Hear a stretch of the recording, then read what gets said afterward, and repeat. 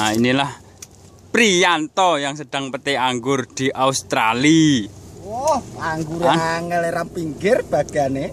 Pak, niki anggur napa niki, Pak? Niki anggur Black America. Oh, Black America. Wah.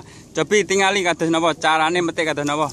Kados napa? Pripun? Sing nang ijone cilik-cilik dilangi. Diguwaki. Oke, terus chicken dibuang rabi. Bobote.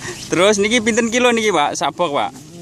Niki 10 kilo. Oh, 10 kilo. Wah. Iki bayare pinten, Pak niki? Sak kotak, Pak? Sak kotak 20.000. 20.000. Bala cepet sugih.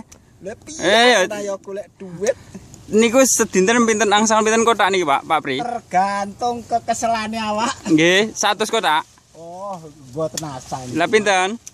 Pinten? 80 napa 90? Wes patang-patang puluh ping pindho lah. Nek ora oleh 40 ya 90. 90. Ngoten beh weh jan kaya ngene buah leh meletung ireng-ireng.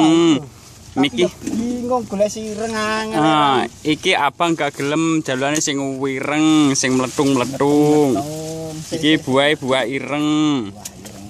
Jenenge Black America, weh kaya ngene iki. Uyuh, lha wi nek abange lho, Pak. Sing abang abang gak gelem kuwi, Pak.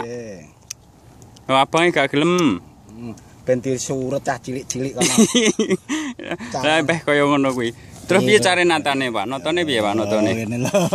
Oh, dikek ngisor. Lho, Pak, lho iki enek jujune lho, Pak, cilik-cilik, Pak. Ben chicken kok ben nggih. Pak, enek chickene lho, Pak, enek sik cilik-cilik.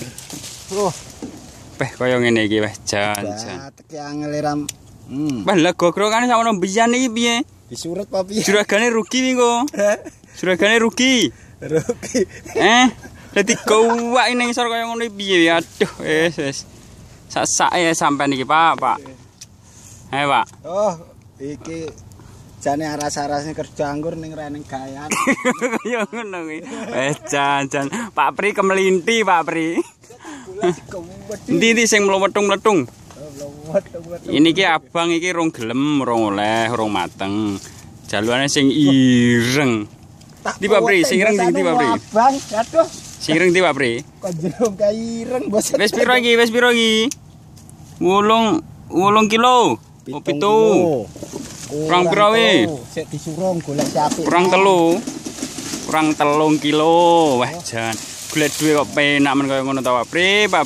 Lah iki ngalah ning isor ireng le petik anggur kok. Lah iya golek duwe kok menak men kaya ngono ta, Pak Pri.